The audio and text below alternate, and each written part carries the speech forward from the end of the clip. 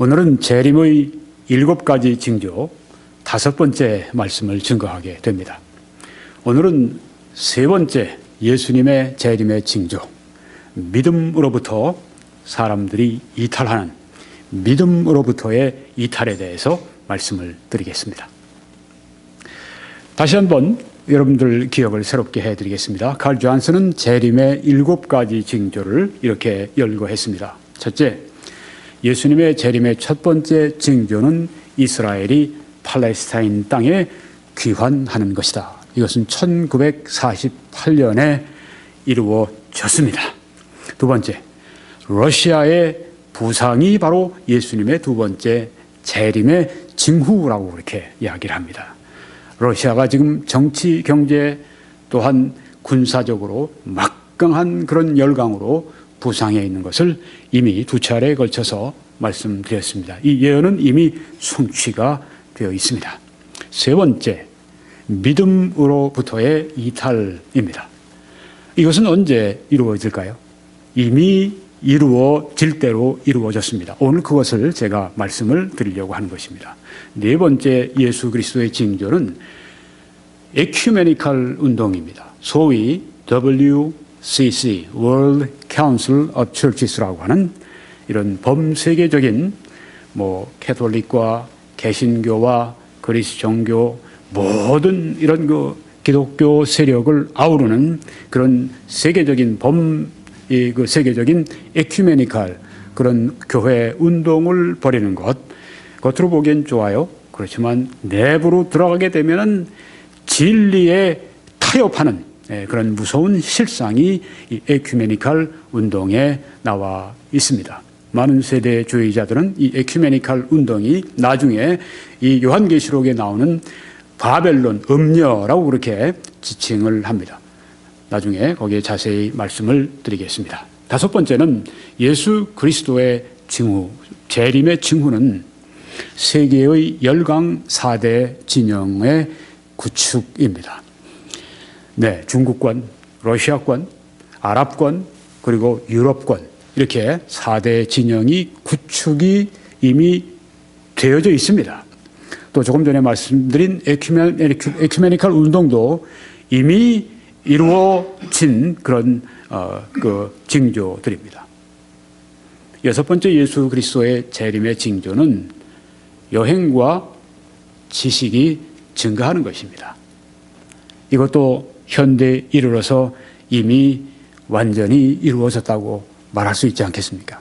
일곱 번째 예수 그리스도의 재림의 징조는 새 시대의 산통의 시작입니다. 여러 가지 자연적인 재앙들 또 어떤 인위적인 그런 재앙들, 사람이 스스로 만들어낸 그 재앙들 이런 것들이 지금 시작되는 그런 시기에 있다. 그래서 사실상 7가지의 그리스도의 재림의 징후가 다 이루어졌기 때문에 예수님이 언제 이제 재림하실지 모른다. 이런 긴박감 가운데 살고 있는 것입니다.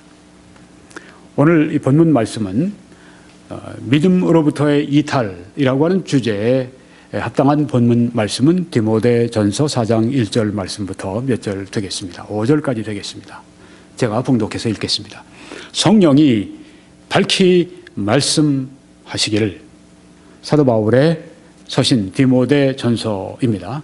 그런데 사도 바울은 본인이 기록한 것이 아니라 성령이 그에게 보여주신 바를 기록한다고 여기 성령이 밝히 말씀하시기를. 그러니까 이제부터의 이 말씀은, 진술은 성령 하나님의 말씀이라고 하는 것을 여기에 지금 말하고 있는 것입니다. 사도 바울이 기록했지만 성령 하나님께서 그에게 기록하기를 원하신 뜻이라. 그러니까 하나님의 뜻의 말씀이라고 하는 것입니다.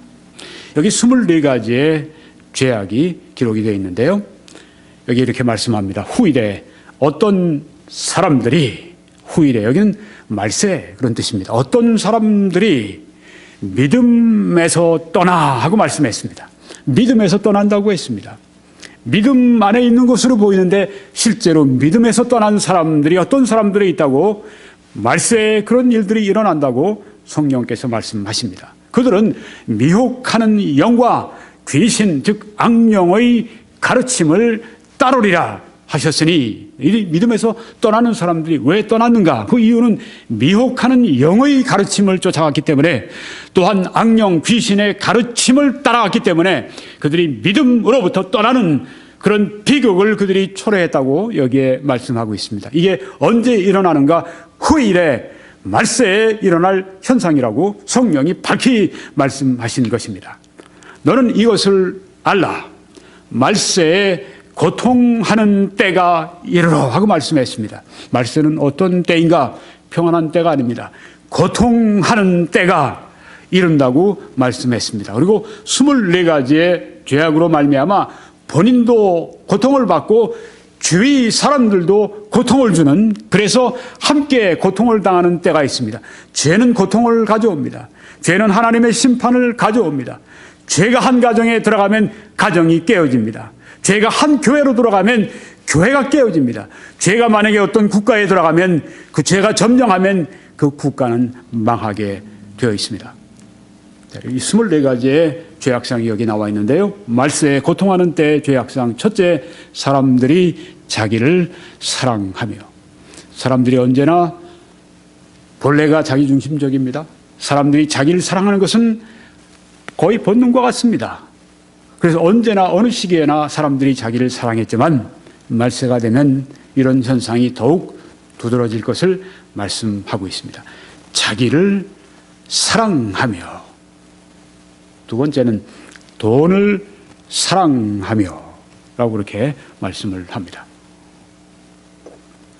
돈에 대한 탐욕은 인류의 오래된 그런 문제지만은 말세가 되면 이 돈을 사랑하는 것이 아주 극심해질 것을 성경이 또 말씀을 하고 있습니다. 돈을 사랑하는 것이 무엇입니까? 어떤 사람이 아주 열심히 돈을 벌기 위해서 일을 합니다. 그럼 그게 돈을 사랑하는 것입니까? 꼭 그렇게 얘기할 수는 없습니다.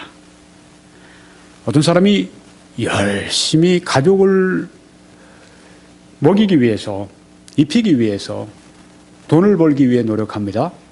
돈을 사랑한다기보다는 가족을 사랑한다고 그렇게 봐야 되겠죠. 어떤 그리스도인 사업가가 불철주야로 예배에 꼬박꼬박 참석하고, 또 그가 11조와 또 하나님께 감사와 하나님의 사역을 위해서 아주 풍성하게 드리면서 그렇게 살아가는 경건한 그리스도인인데, 사업을 위해서는 밤잠을 안 자고 불철주야 그렇게 일을 합니다. 그러면 그 사람은 돈을 사랑하는 사람입니까? 반드시 그렇게 얘기할 수는 없습니다. 그 사람은 그가 번 것을 가지고 하나님의 영광을 위해 쓰기를 좋아합니다. 그는 자기에게 주어진 그런 돈을 가지고 선교하기를 좋아합니다. 교회 사역을 위해 쓰기를 좋아합니다. 구제하기를 좋아합니다. 그래서 그가 그런 거룩한 일, 경건한 일, 가치 있는 일, 다른 사람들을 사랑해 주는 일, 바로 그 일을 위해서 수단이 필요하기 때문에 열심히 그 돈을 번다면 그건 돈을 사랑하기 때문에 그렇게 하는 것이 아닙니다. 자기의 거룩한 일을 위해서, 하나님을 섬기기 위해서 열심히 돈을 번다면 그건 돈을 사랑하는 것이 아니죠. 어떤 때가 돈을 사랑하는 것입니까?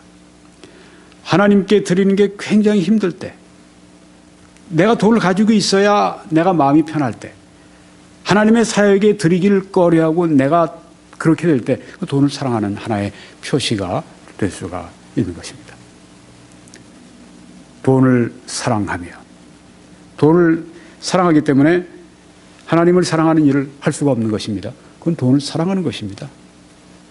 돈을 사랑하면 어떻게 됩니까? 그건 죄죠. 자꾸만 우리가 하나님을 사랑하도록 우리의 수단을 써야 합니다. 우리의 몸과 마음도 하나님의 영광을 위해서 하나님을 사랑하는 표현을 우리가 자꾸만 해야 합니다. 우리가 돈도 자꾸만 하나님의 영광을 위해 드리고 쓰고 그렇게 해야 합니다. 기쁨으로 바쳐야 합니다. 어떤 사업가들 보면, 그리스도인 사업가들이 아주 열심히 사역을 위해서 돈을 버는 분들이 있어요. 오늘 제가 그런 분을 한 분 소개해 드릴 것입니다. 그런 분들, 이런 분들은 돈을 사랑하는 사람들이 아니에요. 사역을 사랑하고, 그래서 사역의 필요를 위해서, 사역을 위해 쓰기 위해서 돈을 버는 것입니다. 그렇게 해서 하나님의 사역에 드릴 수 있기 때문에 네, 돈을 사랑하며 움켜쥐고 있어야만 하고 다른 사람들에게 주려고 하지 않고 도와주려고 하지 않고 하나님의 일에 잘 들으려고 하지 않고 자기가 얼마나 많이 가지고 있는가, 자기가 얼마나 많이 재산을 지금 늘켰는가, 얼마나 많이 그것을 자기가 소유하고 있는가, 이런 것에 그저 꿈을 꾸고 그것에 빠져 있는 그런 사람은 돈을 분명히 사랑하는 사람입니다. 돈을 가치 있게 쓸 줄을 몰라요. 돈을 벌 줄은 아는데 돈을 가치 있게 쓸 줄은 몰라요. 이런 사람들은 대단히 불행한 사람들입니다. 왜요? 얼마든지 선을 행할 수 있고 얼마든지 하나님의 일에 대해서 하나님의 일을 흥왕시키는 일에 자기가 바칠 수 있음에도 불구하고 그런 가치를 몰라요. 돈을 사랑하는 것입니다. 안타까운 것입니다. 돈은 벌어서 쓰기 위해서 있는 것입니다. 네. 돈을 하나님이 많이 주신 것은 하나님의 일을 위해서, 선한 일을 위해서 많이 쓰라고, 많이 베풀라고 주신 것입니다. 아니, 심지어 세상에 하나님을 모른다고 하는, 나는 하나님이 누군지 모른다고 하는 그런 억대 부자가 있잖아요. 세계에서 두 번째인가 첫 번째인가 부자가 있죠. 이름이 워렌 버핏인가. 네, 그런 미국의 유명한 투자가가 한 명 있어요. 이 사람은 하나님 믿는 사람이 아닙니다. 그런데도 이미 유서를 써놨는데 자기 재산의 85%는 이미 사회사업에 기탁을 해버렸어요. 이 마이크로소프트 회사를 세웠던 그 빌 게이츠라고 하는 그 사람이 아마 세계 1위 재벌일 거예요. 네, 그 사람한테, 그 사람도 돈을 그렇게 많이 번 다음에는 지금 돈 버는 일을 안 해요. 뭘 하는가 하면 아프리카에 여러 가지 문제들, 여러 가지 그런 것들 어떻게든지 해결해 줄까? 그런 자선 사업에 몰두하고 있더라고요. 참 멋진 부자들입니다. 이 사람들 믿는 사람들이 아니에요. 근데 이 사람한테 아직 젊거든요. 지금 한 50 후반쯤 됐는데 자기 거의 500억 불인가 되는 그 돈을 85%를 다 맡겼어요. 내가 죽으면 다 당신이 알아서 써달라고. 아니, 세상의 부자들도 이렇게 베푸는 것을 알건만.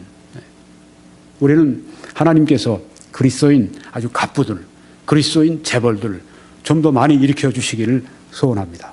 어떤 재벌들? 하나님의 일을 위해서 막 벌고 싶은 사람들 있잖아요. 네. 그래서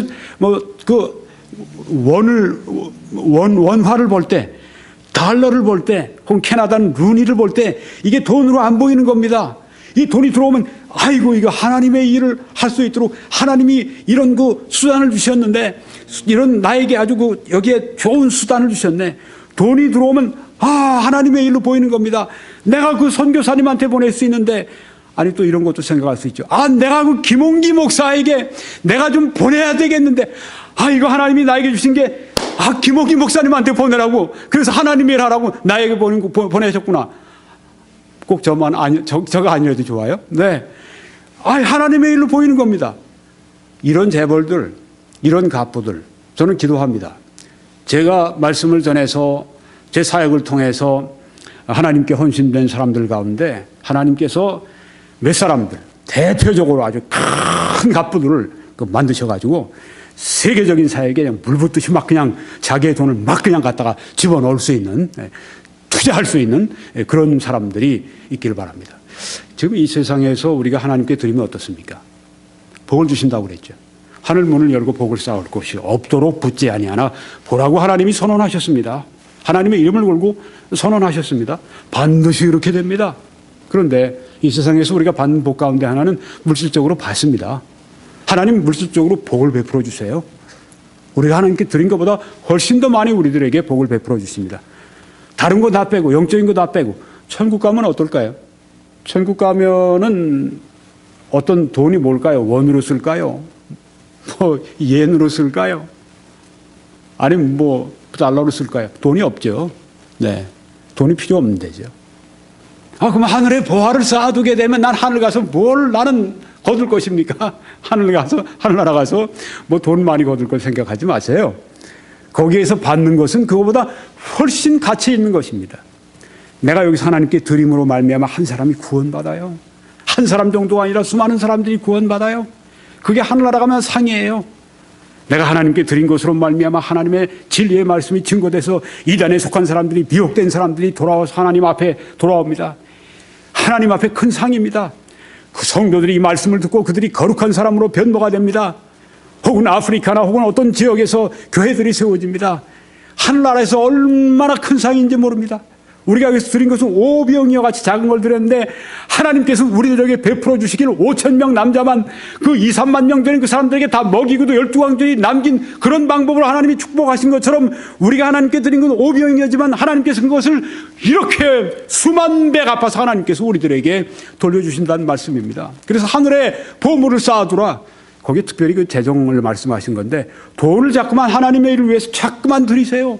자꾸만 들이세요. 그건 하늘나라에 보물을 쌓는 것입니다. 하늘나라에 상급을 쌓는 것입니다. 돈과는 이 세상에서 우린 돈이 필요해요. 그렇죠? 네. 하늘나라 가면 돈이 필요 없어요. 하늘나라 가면 그런 가치가 아닙니다. 영원한 가치, 영적 가치, 그것으로 하나님께서 엄청나게 상을 베풀어 주신다는 그런 말씀이에요. 그러니까 여러분들이 돈을 버실 때 내 통장에 무슨 돈이 입금이 되거나 혹은 내가 월급을 받거나 그럴 때 여러분들이 딱 그게 사역으로 보이기를 바랍니다. 야, 하나님이 사역을 위해서, 하나님의 일을 위해서 나에게 이렇게 주셨네. 이렇게 보이면요, 절대 그 돈을 가지고 돈을 사랑하는 게 아닙니다. 그것은 돈 하나의 수단뿐이지 그게 바로 하나님의 일을 위한 바로 그 재료, 하나님의 일을 위한 목적이 되는 거죠. 근데 세상은 그렇지 않습니다. 돈을 사랑합니다. 돈을 움켜줍니다. 쓰려고 하지 않습니다. 특별히 하나님께 조금 더 드리려고 하지 않습니다. 돈을 사랑합니다. 자랑하며, 교만하며, 비방하며, 이 비방, 이 컴퓨터에 그 인터넷에 악플을 다는 것 때문에 사람들이 죽기도 하잖아요. 그렇죠? 최진실 같은 사람이 악플 때문에 그 목숨을 잃어버린 그런 그 케이스인데요. 비방하는 것. 사람들이 민주사회인데, 주권 재민인데, 언론의 자유가 있는데, 내가 펜이 있는데, 내가 말할 자유가 있는데, 내가 입이 있는데, 내가 말을 못할 게 뭐가 있어? 마음대로 자기 마음 안에 있는 그 더러운 죄악들을 다 쏟아냅니다. 말로, 글로 다 쏟아내요. 그러고서 아주 자기가 무슨 솔직한 것처럼 오해를 한단 말이에요. 아주 사람을 죽이기 위해서 악플을 쓰는 사람들이 있어요. 점잖은 신분의 소위 의사니 무슨 법관이니 교수니 이런 신분 가진 사람들도 삐뚤어진 그 마음을 가지고 비방하는 사람들이 있어요. 제가 이만희 씨가 보낸 서신에 대한 응답이라고 하는 이 동영상을 제가 지금 인터넷에 올려놨습니다. 며칠 전에 제가 뭐가 있어서 들어가 보니까 신천지에서 특별히 어떤 한 사람인데 또 한 몇 사람이 있는데 수십 개를 그냥 거기다가 댓글을 올려놨어요. 말로 입으로 담을 수 없는 욕설들이 거기에 담겨 있습니다. 내 생에 그런 욕설을 제가 본 적이 없어요. 들은 적이 없어요. 와, 신천지가 바로 지옥으로부터 온 교리고 지옥으로부터 온 이 귀신의 가르침이라고 하는 것을 제가 확실히도 실체를 알 수가 있었습니다. 댓글을 달고 자기 항의를 표시해도 얼마든지 사람의 양심에 호소하는 그리고 이성에 호소할 수 있는 그런 방법이 얼마든지 있음에도 불구하고 말로 다 할 수 없는 세상에서도 볼 수 없는 그런 욕설을 거기다 갖다 그냥 아주 수십 개를 그냥 계속 달아놨어요. 너 맛 좀 봐라. 네가 설교를 그렇게 하면 우리가 어떻게 보복하는지 봐라. 자자자자자자 해놨습니다. 보면서 신천지 바로 너희들이 진짜 마귀로부터 왔구나 하는 확신을 저에게 심어준 겁니다. 물론 그런 거 보면 제가 제 가닥 다 쓰레기통으로 다 버리죠. 네, 가만 놔두질 않죠. 그런데 시간 보내고 그러지 않죠. 이 사람들이 최진실 같은 사람이 술 거나하게 먹고 그거 읽다 보면서 내가 이렇다고 그러다가 세상에 절대 술 먹으면 안 됩니다. 왜요? 이성을 억제하니까 흥분시킨다고 하지만은 술이 흥분시킨다고 하지만 그게 아닙니다. 술은 억제제입니다. 어떤 이성을 억제하기 때문에 막 사람이 그냥 그렇게 행동을 하게 되는 것인데 절대 그렇게 해서는 안 됩니다. 여러분, 이 비방하며 이 말세의 현상 가운데 하나입니다. 부모를 거역하며 감사하지 아니하며. 죄입니다. 감사하지 않는 것. 거룩하지 아니하며. 죄입니다. 네. 거룩하지 않은 걸 아주 자랑으로 여기는 사람들이 있어요. 이 사람들은 지옥의 현관에 가까이 가 있는 사람들입니다. 위험한 것입니다. 죄를 자랑하고 죄로 말미암아 모양을 내고 죄 때문에 교만해지고 내가 얼마나 죄를 많이 내가 악하게 지을 수 있는가를 자랑하고 이런 사람들은 지옥이 아주 바로 현관에 가 있는 사람들입니다. 성경은 이런 사람들로부터 돌아서라고 말씀을 합니다. 조금 있으면 그 말씀이 나옵니다. 무정하며 원통함을 풀지 아니하며. 이제 일전에 보니까 우리 한국에 운전을 하면서 가다가 한 사람 둘이 이제 그 시비가 붙었어요. 그러니까 차 한 대가 앞에 탁 서더니 그 다음에 젊은이가 탁 문을 박차고 나와서 이쪽에 뒤에 서 있는 차 앞으로 씩씩거리게 막 옵니다. 그런데 뒤에 있는 차가 어떻게 했는지 아십니까? 화가 난다고 그냥 자기 팔 차로 그냥 뒤쳐버린 겁니다. 그래서 뭐 몇 주 그 상처 입고 그렇게 됐죠. 네, 그렇게 해서 보복 운전으로 지금 재판받고, 예, 뭐 아주 그런 건 아주 혼 좀 내야죠. 네. 원통함을 그냥 그런 식으로 푸는 겁니다. 네가 나에게 그렇게 할 수 있어? 네가 해? 네가 나에게 싸우겠다고 달려들어? 그래? 그럼 나는 차로 나가다 디리다 박아버리지. 이런 그 세상 무섭지 않습니까? 원통함을 풀지 아니하며 모함하며. 죄입니다. 모함하는 거. 절제하지 못하며 사나우며 선한 것을 좋아하지 아니하며 배신하며. 배신도 죄입니다. 신뢰를 저버리는 것. 이거 특별히 그리스도인들이 해서는 안 됩니다. 성도들끼리 배신하면 안 됩니다. 목사가 성도를 배신하면 안 됩니다. 성도가 목사를 배신해도 안 돼요. 개척교회 목사님들 보면 어떤 성도를 위해서 그냥 지성으로 봉사합니다. 개척교회에 와서 섬겨주길 바라고 그런 마음도 있죠. 네. 그러니까 그냥 물심양면으로 돕습니다. 근데 어느 때 슬쩍 그냥 가족끼리 아주 아듀하고 가버리는 것입니다. 큰 교회가 또 다니기 편한 거예요.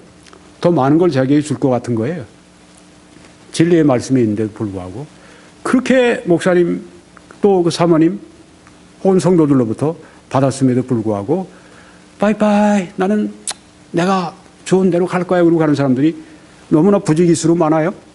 큰 교회 가서 그냥 있는 겁니다. 그냥 다니는 거예요. 자기는 좋아요. 그럼 그 개척교회 그 목사님 사모님 그 성도들은 어떻게 됩니까? 생각해 본 적 있습니까? 배신하며 배신해서는 안 됩니다. 서로 신뢰를 줘야죠. 저는 지금까지 만난 사람들 한 사람도 떠나지 않습니다. 저에게 그 도움을 베푼 사람들 배신하지 않습니다.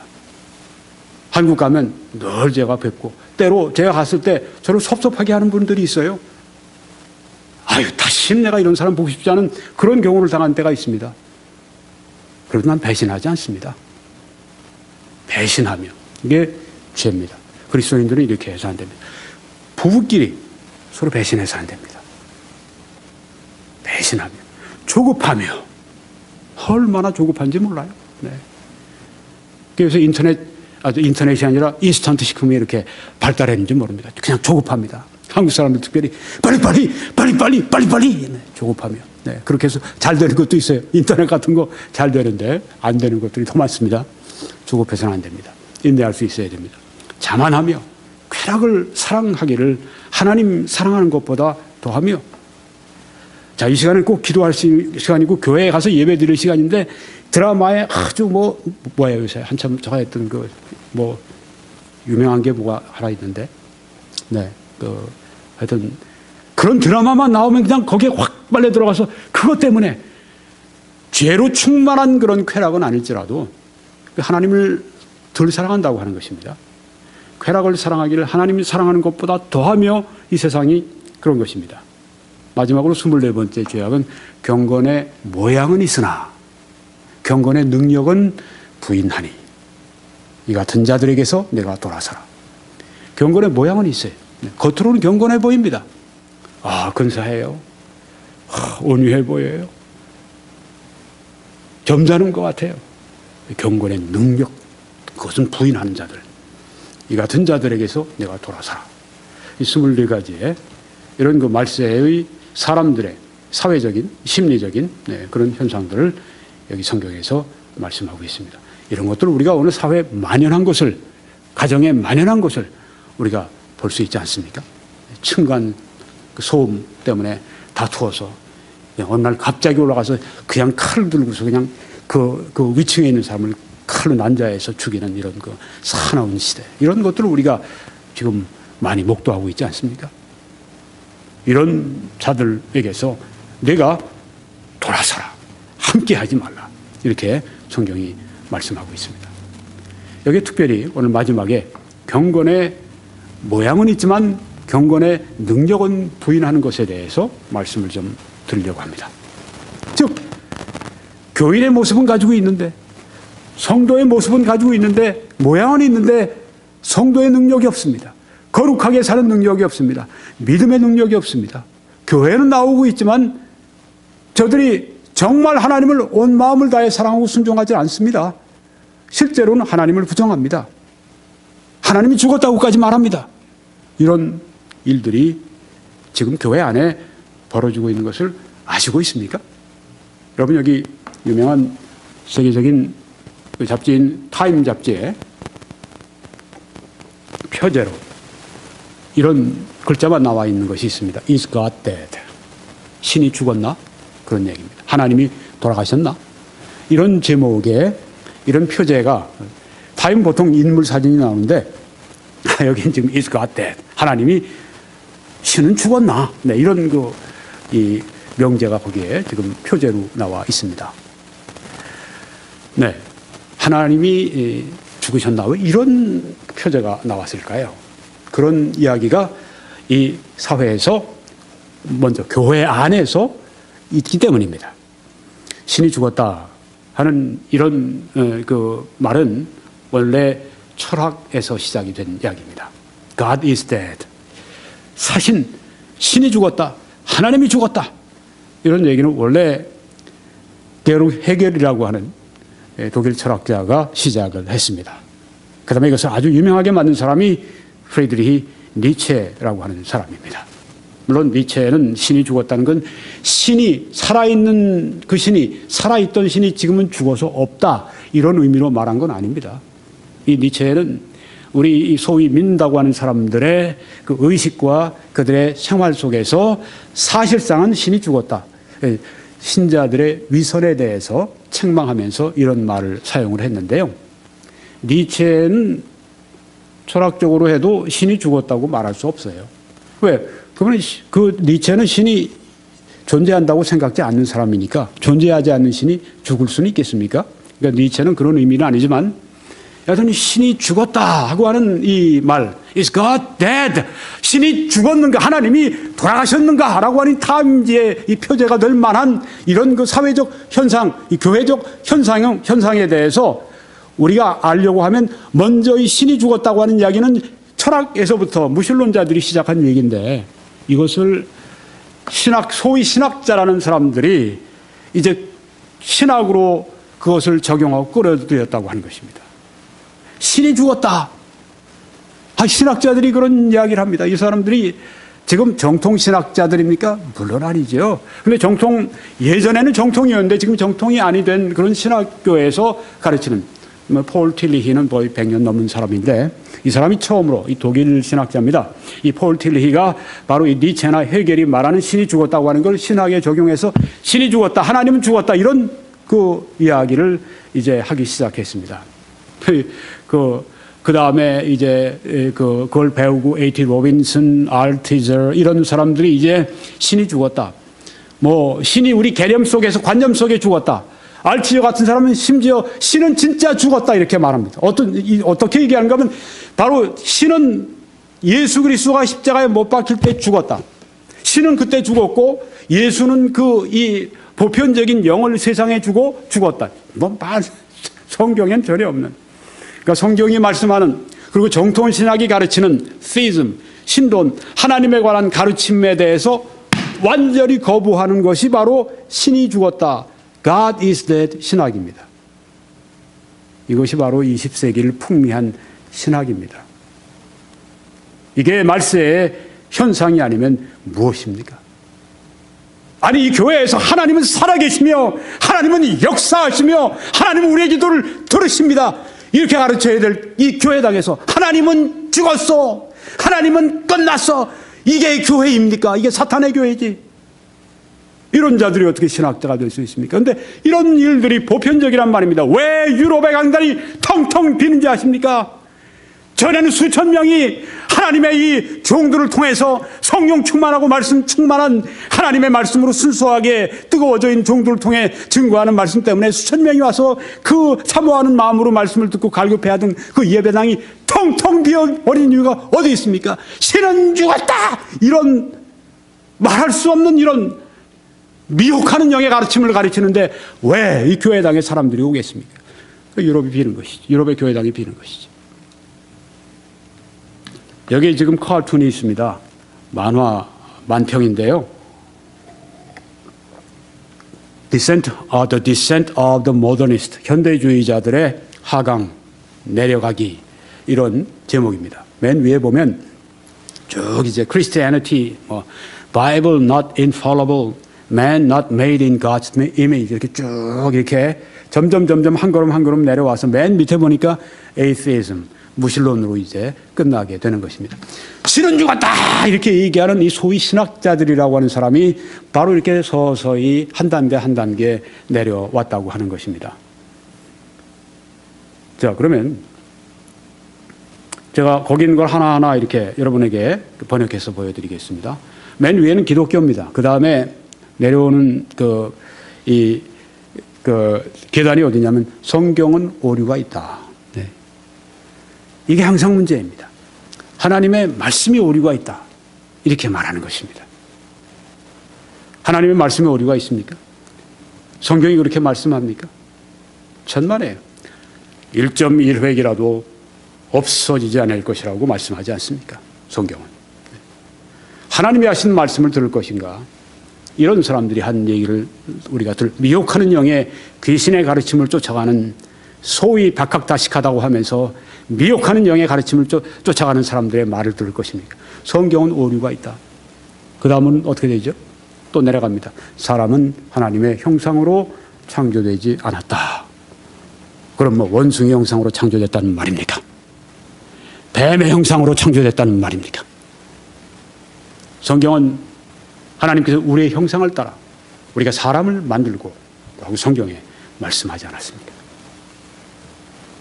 이 하나님의 형상으로 창조되지 않고 무생물이 미생물이 되고 미생물이 점점 진화해서 고등동물이 되었다고 믿는 그 진화론과 다를 게 뭐가 있습니까?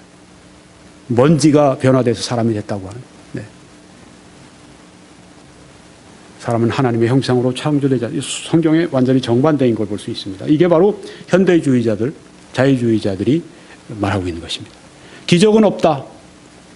성경에 있는 여러 가지 기적들은 전혀 없는 것이다. 그냥 사람들이 그렇게 보기 좋게 만든 것이다. 이런 가르침들. 또 그리스도의 동정녀 탄생은 없다. 어떻게 처녀가 그 남자와 관계도 없이 그게 애를 배게 있을 수가 없지. 그게 이성적으로 그게 타당하다고 생각해? 이러면서 이 강단에서 가르친다고 생각해 보세요. 기가 막히지 않겠습니까? 네. 아들을 낳으리니 이름을 예수로 하라. 성령이 저 위에 임하심으로 말미암아 아들을 낳으리니 이름을 예수로 하라. 이 성경의 말씀을 전적으로 부인합니다. 이런 얘기들을 지금 하고 있다는 이야기입니다. 아주 노골적으로 제가 지금 말씀드린 것처럼 그렇게 얘기하지 않을지라도 살살 녹이는 말로서 그렇게 이런 얘기를 주제를 가지고 푼다고 하는 것입니다. 신성은 없다.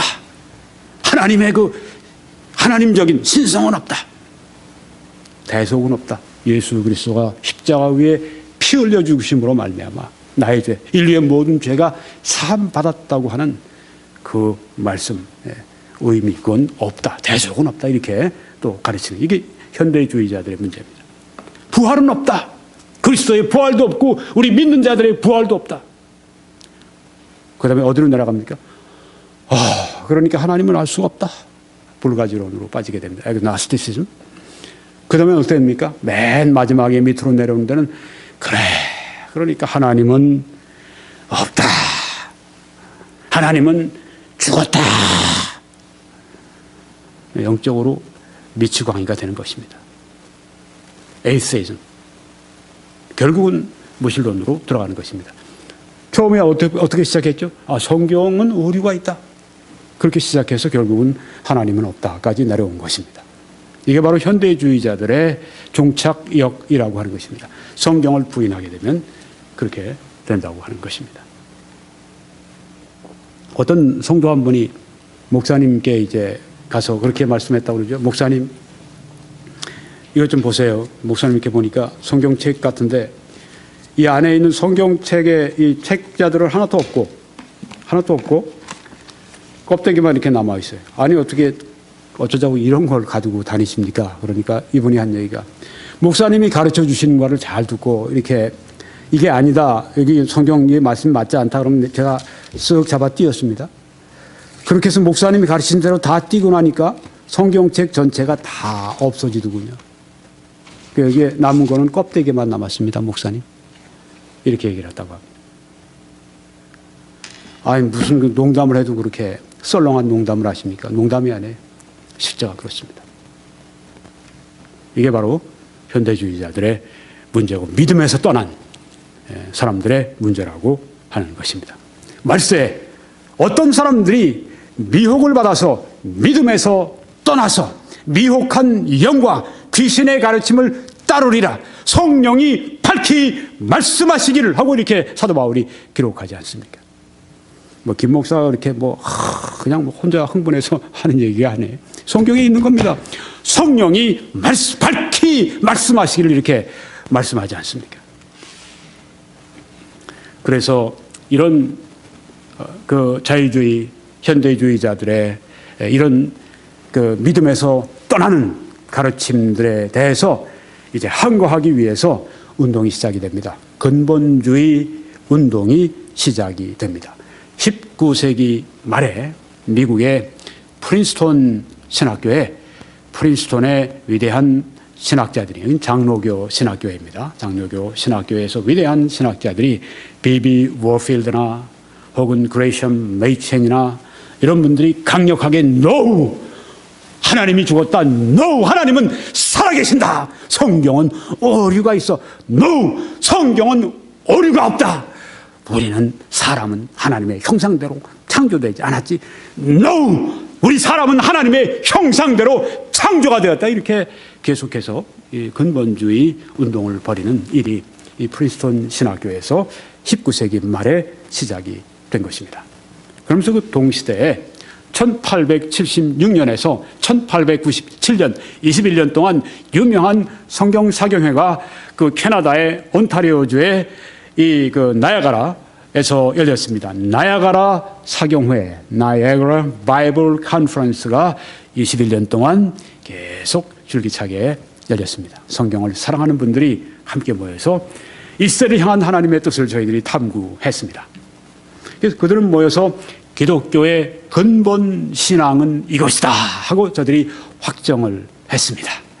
여기 모인 사람들이 여러 사람들이 이제 세대주의적인 성경 해석을 했습니다. 원래 이 모임은 장로교 목사님이 시작을 했는데 초교파적인 그런 모임입니다. 여긴 유명한 분들이 늘 참석을 했습니다. C.I. 스콜필드라고 하는 미국에서 제일 유명한 성경이 C.I. 스콜필드의 그 주석이 딸려 있는 C.I. 스콜필드 주석 킹 제임스 성경, 거기에 이 저자가 늘 여기에 참석하고 설교도 하고 그랬습니다. 또 버마로 간 유명한 애도나이럼 제슨이라고 하는 선교사입니다. 이분은 원래 장로교 선교사님이셨어요.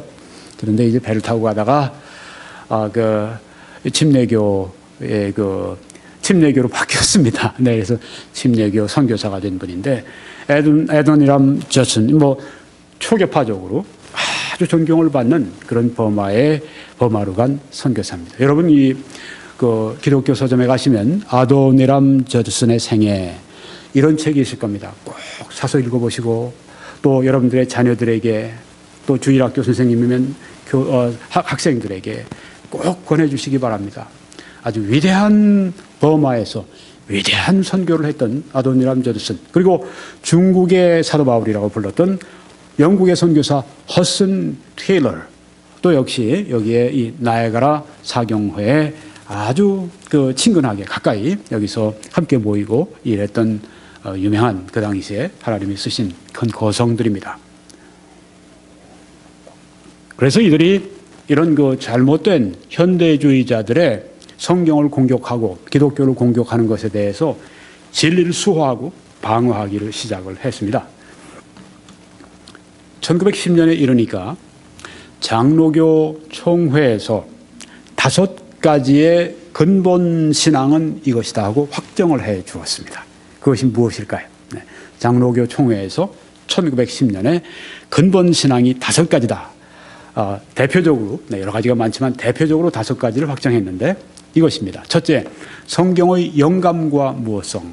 성경은 하나님의 감동으로 된 것으로 하나님의 작품이기 때문에 여기에는 결코 오류가 있을 수 없습니다. 성경의 영감과 무엇성에 대해서 거기에 첫 번째 원리로 근본 신앙으로 이렇게 말했고요. 두 번째, 그리스도의 동정녀 탄생. 그리스도가 아버지 없이 어머니 마리아를 통해서 성령의 역사로 말미암아 탄생하신 것은 인간적으로 볼 때 기적이죠. 그러니까 이 그리스도의 동정녀 탄생에는 기적, 초자연적인 하나님의 역사의 기적을 인정하는 것이 여기 들어 있습니다. 그리고 그리스도의 동정녀 탄생. 세 번째는 그리스도의 대속의 죽음. 그리스도는 우리를 위해 죽으셨다. 인류의 죄를 담당하시고 죽으셨다. 그리스도가 돌아가실 때 인류의 모든 죄값을 다 받으셨다. 처벌을 하나님이 내리시는 죄의 저주를 다 짊어지고 가셨다. 그래서 이제 그리스도 예수에게 피하는 자들, 그리스도 예수를 나의 구주로 영접하는 자들에게 하나님은 더 이상 죄의 값을 요구하시지 않는다. 아니, 요구하실 수가 없다. 왜? 예수를 믿을 때 예수의 보혈의 공로 안에 또 예수 안에 그들이 들어가기 때문에 하나님께서는 예수님을 한 번 심판하셨지 예수님을 2번 심판하실 수는 없습니다. 왜요? 하나님의 한 번의 심판으로 만족하셨기 때문입니다. 예수님이 다 이루셨다고 말씀했기 때문입니다. 그리스도의 대속의 죽음, 바로 이것이 기독교의 근본 신앙이다. 네 번째는 그리스도의 몸의 부활. 그리스도는 부활하셨는데 사람들이 볼 수 있도록 부활하셨다는 말입니다. 이게 중요합니다. 이단들은 이거 안 믿죠? 신천지 이거 안 믿죠? 완전히 교리 사기죠? 지난 세기의 가장 위대한 신학자라고 알려져 있는 칼 바르트가 한 번은 프린스톤인가, 거기 신학교에서 특강을 했습니다. 질문을 받았습니다. 한 신학생이 이렇게 질문했습니다. 만약에 그때 카메라가 있었다고 할 것 같으면 예수님이 부활하신 예수님을 제자들이 보았을 때 사진을 찍었다면 그 사진기에 예수님이 담겼을까요? 이렇게 물어봤습니다. 그러니까 칼 바르트가 한 얘기가 가만히 오랫동안 이렇게 생각에 잠겼다가 눈을 뜬 다음에 한 얘기가 No. 이렇게 말을 했답니다. 아니요. 아니 이게 무슨 말입니까? 그리스도께서 몸으로 부활하셨어요? 제자들이야 보았습니다. 이 제자들 2사람은 예수님의 발도 만지면서 경배를 했습니다. 예수님이 잡수시는 걸 제자들이 보았습니다. 예수님 몸으로 부활하셨습니다. 우리 눈에 보였으면 사진기가 고장이 안 났더라면 찍혀야 당연한 거죠. 우리 망막에 예수님이 나타났다면 사진기에 왜 나타나서 왜 거기 찍히지 않습니까? 이건 예수 그리스도의 몸의 부활을 부정한 것입니다. 칼 바르트라고 신정통주의에 창시했던 사람의 신앙 고백입니다. 아주 신학생이 똑똑하게 질문을 잘했죠. 칼 바르트가 하여튼 정직하긴 했어요. 이게 바로 정통인데 신정통이라고 요새 부릅니다. 그런 게 나왔어요. 오래전에 나왔는데 지난 세기에 나왔는데 그 신정통 니오 오르소독스를 시작한 이 칼 바르스가 한 말입니다.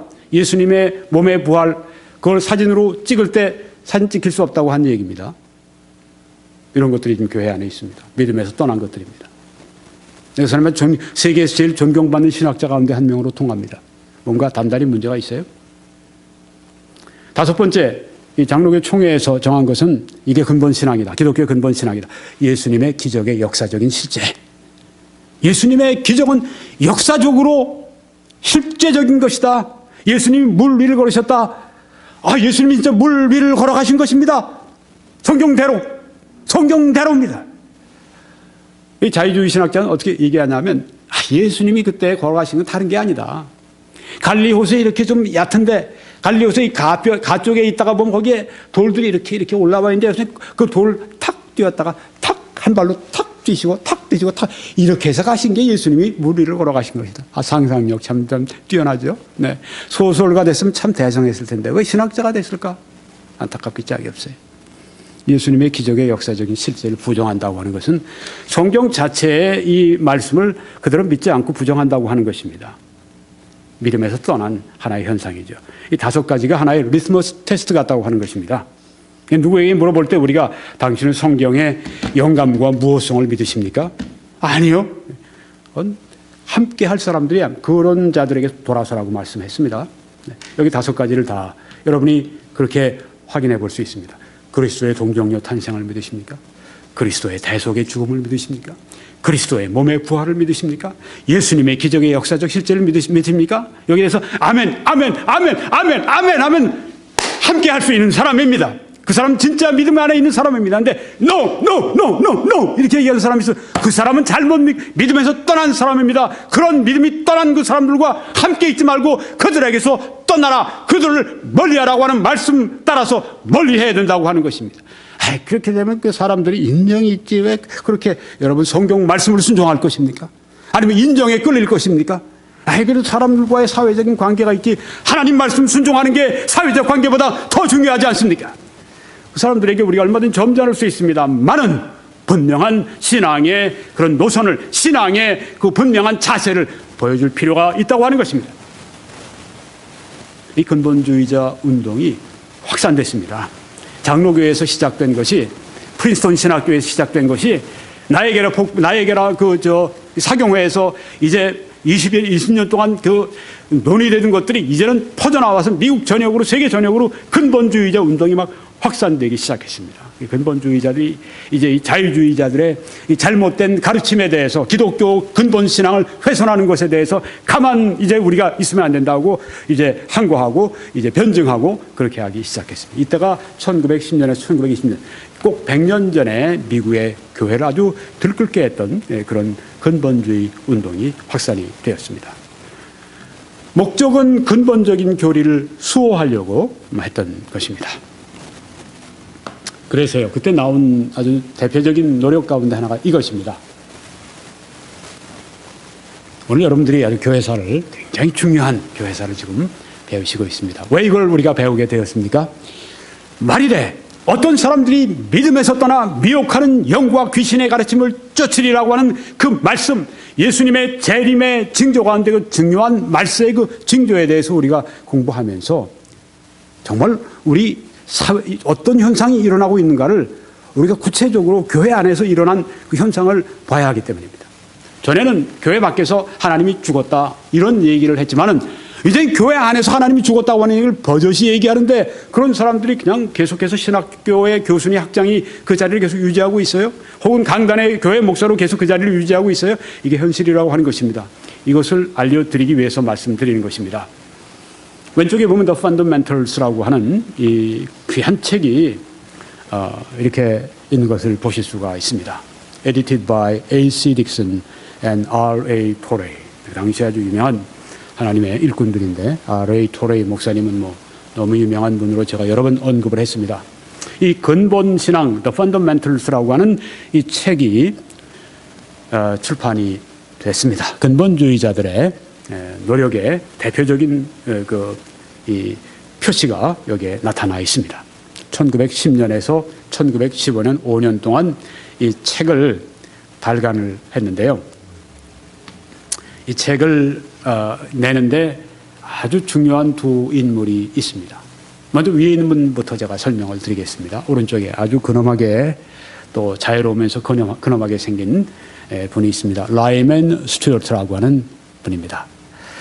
이분은 목사님은 아니에요. 이분은 평신도입니다. 이분이 이제 홀튼이라고 하는 분과 함께 이 책을 내기 위해서 그 무명으로 그 당시에 30만 부를 출연했습니다. 지금 뭐 30만 부라면 뭐, 그러면 3억, 뭐, 웬만한 집 정도. 여러분, 이게 그때 그렇지, 지금 계산해 보면 25배로 돈 가치가, 지금 높아져서 750만 불이에요. 좋은 돈입니까? 750만 불이요? 그걸 내놨습니다. 그래서 이 The Fundamentals라고 하는 이 책을 출판하는 비용, 그리고 이것이 전 세계의 영어를 사용하는 영어권에 있는 그 목회자들에게, 선교사들에게, 또 주일학교 교장들에게, 또 이런 그 YMCA 일꾼들에게 무료로 다 배부가 된 겁니다. 얼마나 놀라워요. 평신도 한 분이 헌신을 해서. 이분이 그 유니온 오일 컴퍼니의 회장이었는데요. 그러니까 지금은 이제 유노칼이라고 하는 그 넘버 7 이렇게 동그라미 안에 있는 그게 바로 이분이 세운 회사입니다. 지금 미국에도 큰 이제 그 주유소 그 체인의 하나인데 라이먼 스튜어트는 참 경건했다고 그래요. 아주 참 그 겸손하고 아주 그 강력한 확신을 가지고 있고 젊었을 때부터 그렇게 아주 이 하나님께 드려지고 헌신한 아주 귀한 그런 그 평신도였다고 합니다. 하나님의 일에 드리는 것에는 무조건 앞장을 섰고요. 필리핀에 이 기독교 서적들이 적고 성경이 적다고 하는 얘기를 듣고 내가 필요를 채우겠다고 그것은 필요한 대로 돈을 다 대주고 필리핀에 성경 보급하고 이런 일을 이분이 한 것입니다. 뭐 중국의 후난성에 뭐 그런 같은 일이 있다면 거기에 또 돈을 보내가지고 또 그 일을 하고 여기에 지금 이 큰 사업을 이분이 홀로 담당을 한 것입니다. 홀턴과 함께. 750만 불을 들여서. 진짜 돈을 쓸 줄 아는 분들이죠. 진짜 하나님이 기둥같이 그 당시 기독교를 위해서 크게 사용하신 그런 인물이죠. 열심히 일을 해서 번 돈을 가지고 하나님의 일에 그냥 펑펑 그냥 아낌없이 그냥 막 드렸습니다. 이런 스튜어트 같은 분이 있으면 얼마나 하나님의 나라의 확장에 크게 도움이 될까요? 이분이 제가 공부했던 바이올라 대학의 그 설립자, 공동 설립자이기도 합니다. 서부의 LA 지역에 바로 무디 신학교 같은 좋은 신학교 하나도 없는데 필요하다고 생각하니까 거기에서 돈을 탁 떠내서 바이올라 대학을 시작했어요. 저도 그 대학을 이제 그 신학교를 또 졸업하고 있는데 그 밑에 보시면 이제 R.A. 토레이 박사님이 있습니다. 네, 바이올라 대학을 시작하고 초대 학장으로 라이먼 스튜어트가 초청을 했어요. 이 R.A. 토레이 박사님이 그 유명한 무디 신학교를 시카고에 있는 걸 놔두고 다른 분에게 맡기고 본인은 이 개척하는 이 학교에 들어와서 학장을 했습니다. 그 바이올라 대학의 시작에 처음 이 위대한 두 인물들이 있었던 것입니다. 그러니까 지금 이 태평양 연안의 이 캘리포니아의 아주 그 요지의 LA 바로 그 도심에서 40분 떨어져 있는 그 라미라다의 이 바이올라 대학이라고 하는 위대한 이 기독교 대학이 세워진데 바로 100년 전에 이런 분들의 헌신이 있었다고 하는 것입니다. 이 펀더멘털스라고 하는 책은 90편의 글이었었어요. 여러 그 당시에 뛰어난 그런 이 하나님의 종들이, 신학자, 설교자들이 글을 90편을 써서 글을 이제 올려서 이 책을 만들었는데 전 세계적으로 300만 권을 찍어서 배부를 했다고 합니다. 정말 멋진 일입니다. 라이먼 스튜어트 같은 그런 분들이 오늘 여기 말씀을 듣는 분 가운데 일어날 수 있기를 축원합니다. 하나님의 일을 세계적으로 위대한 일을 감당하는 그런 일꾼들. 오 하나님, 이런 믿음의 거부들을 세우셔서 하나님의 일을 세계적으로 확장할 수 있게 해 주십시오. 여러분이 보시는 이 건물이 바로 LA의 다운타운에 세워져 있었던 바이올라 대학의 그 건물이었습니다. 1987년에 이제 지진이 나서 부서져서 이제 해체해버리고 라미라다로 이사를 해서 제가 공부했던 라미라다에 있는 지역에 바이올라 대학이 지금 서 있습니다. 바이올라 대학에서 출판을 했어요. 레이 토레이 박사님이 학장으로 계시는 거기에 출판을 5년 동안 1910년에서 1915년 동안 The Fundamentals를 그렇게 신청을 했습니다. 여러분들이 이 책을 구입하실 수 있을까요? The Fundamentals라고 하는 책을요. 할 수 있습니다. 아주 쉽게 할 수 있습니다. 또 아마존 www.amazon.com을 들어가세요. 또 Fundamentals를 써놓으십시오. 그러면 이제 뜰 것입니다.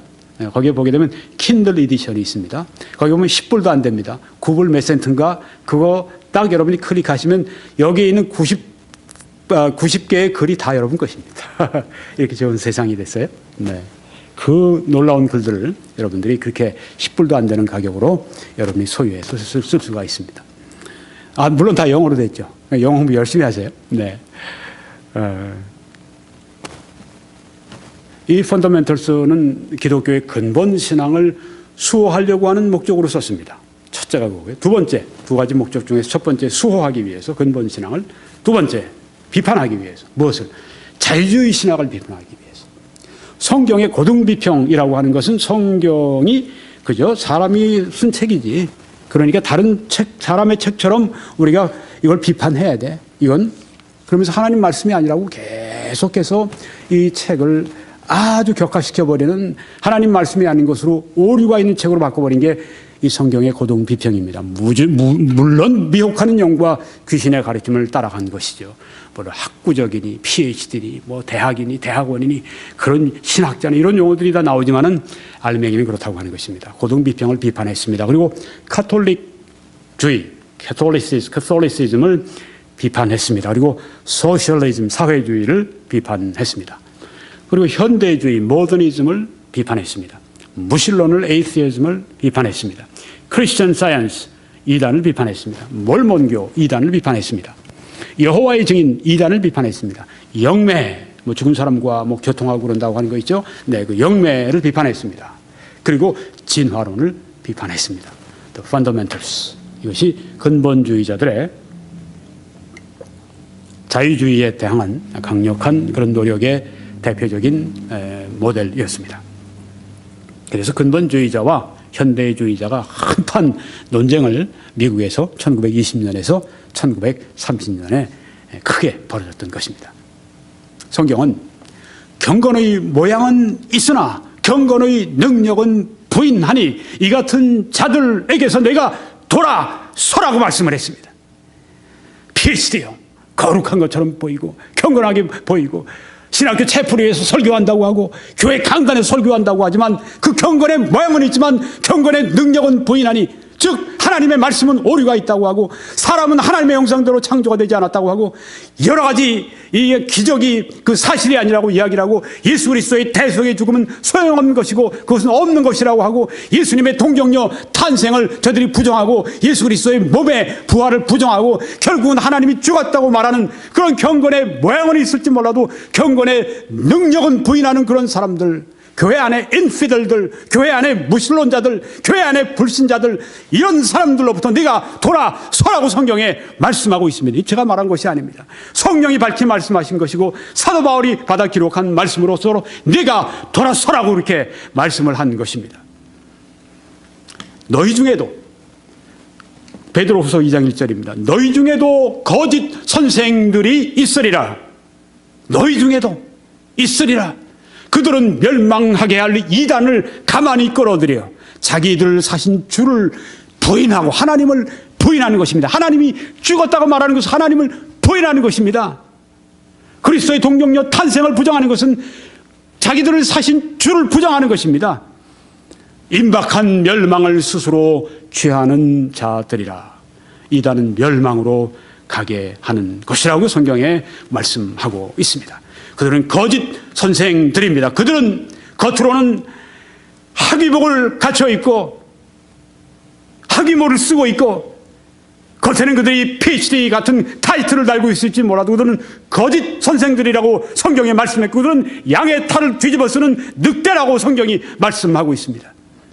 그들에게서 돌아서라고 말씀을 하고 있습니다. 지금은 끝난 논쟁이 아닙니다.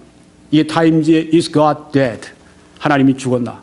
하나님이 돌아가셨나? 신은 죽었나? 사신, 이런 논쟁의 신학이 그 당시에 유행했기 때문에 이런 그 지하의 이 표제 글이 타임에 실린 것입니다. 1966년 4월 8일에 이 타임즈의 표제입니다. Is God dead? 하나님이 죽었나? 죽으셨나? 사신 신학, 소위 신이 죽었다고 하는 신학의 논쟁이 그때 활발하게 벌어지던 때였었습니다. 아니, 교회 안에서 신이 죽었다는 얘기를 하니, 교회 안에서 하나님이 죽었다는 얘기를 하니, 그게 교회입니까? 네, 아까 이미 보여드린 것입니다. 몇몇 신학자나 몇몇 설교자가 그런 것이 아닙니다. 지금 전 세계의 수많은 신학교들, 수많은 교회들을 Is God dead? God is dead. 하나님이 죽었다고 하는 사신신학이 점령을 했다고 하는 것입니다. 통탄할 일입니다. 이게 바로 무엇입니까? 어떤 사람들이 믿음에서 떠난다고 그렇게 성경에 그 말세의 현상을 말씀을 하고 있습니다. 그리스도 재림하시기 전의 현상은 무엇인가? God is dead. 하나님이 죽었다 말고 신학교 강단에서 또한 교회 강단에서 말하는 설교자들, 말하는 소위 신학자들이 거기서 하나님 죽었다고 말하는 이런 현상들이 지금 우리 가운데 지금 팽배해 있지 않습니까? 늘 보수적인 교회, 늘 복음을 전하는 교회에 있으니까 이런 것들에 대해서 전혀 모르고 그냥 교회는 다 그런 줄 알고 다니는데 오늘 여러분들이 들으시면서 많은 새로운 것을 발견하셨으리라 생각이 됩니다. 이걸 인용하고 제가 마치겠습니다. 유명한 존 월버드 박사는 이렇게 진술했습니다. 믿음으로부터 이탈하는 것에 관한, 믿음에서 떠나는 이러한 예언들이 성취되기 위해, 왜 말세 후일에 믿음에서 떠나는 자들이 나올 것이라고 말씀했지 않습니까? 예언입니다. 이런 예언들이 성취되기 위해 미래의 어떤 시점을 기다릴 필요가 없다. 왜요?